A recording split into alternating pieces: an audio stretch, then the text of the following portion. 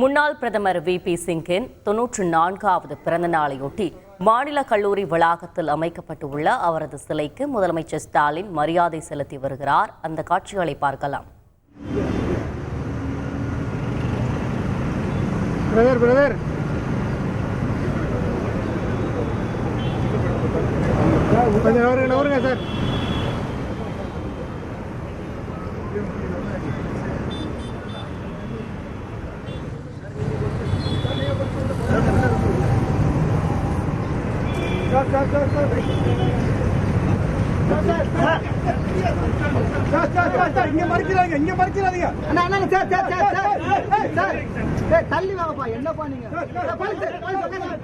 இது குறித்த கூடுதல் தகவல்களை செய்தியாளர் சமயமணிவண்ணன் வழங்கிட கேட்கலாம். சமயமணிவண்ணன், வணக்கம். முதலமைச்சர் ஸ்டாலினுடன் சென்று இருப்பவர்கள் யார் யார்? விவரங்களை பதிவு செய்யலாம்.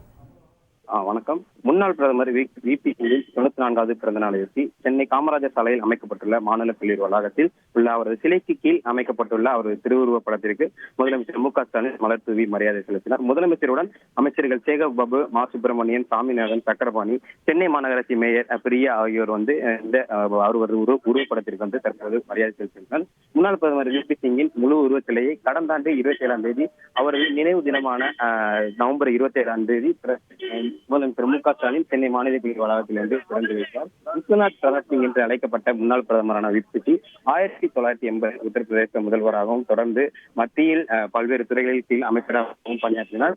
குறிப்பாக ஜனமோர்ச்சா என்ற கட்சியை தொடங்கி மாநில கட்சிகளுடன் கூட்டணி அமைத்து ஆட்சி அமைத்த முன்னாள் பிரதமரான VP சிங் தொடர்ந்து பல்வேறு சாதனைகளை வெறும் 11 மாதங்களாக பிரதமராக பதவி வைத்து பல்வேறு சாதனைகளை எண்ணற்ற வகையில் செய்து முடித்தவர். அந்த வகையில் மண்டல் கமிஷன் பரிந்துரையை அமல்படுத்தியது, காவேரி நடுவர் மன்றம் அமைத்தது உள்ளிட்ட பல்வேறு சாதனைகளை அவரது காலத்தில் பிரதமராக இருந்தபோது VP சிங் செய்து காட்டினார். அதன் தொடர்ச்சியாக தமிழகத்திற்கும் VP சிங் அவர்களுக்குமான நெருங்கிய தொடர்ந்து கடந்த ஆண்டு நவம்பர் 27ஆம் தேதி சென்னை மாநில கல்லூரி வளாகத்தில் முன்னாள் பிரதமரான VP சிங் திருவுருவச் சிலையை முதலமைச்சர் MK ஸ்டாலின் திறந்து வைத்தார். அதன் பின் அவர் பிறந்த நாள் முதல் அரசு விழாவாக நடைபெற்ற இன்றைய தினம் VP சிங்கின் சிலைக்கு கீழ் வைக்கப்பட்டுள்ள அவரது உருவப்படத்திற்கு முதலமைச்சர் MK ஸ்டாலின் மற்றும் அமைச்சர்களுடன் பிரியா ஆகியோரும் மலர் தூவி மரியாதை செலுத்தினர். விவரங்களுக்கு நன்றி சமயமணி. செய்திகளை உடனுக்குடன் தெரிந்து கொள்ள உடனே சப்ஸ்கிரைப் பண்ணுங்க.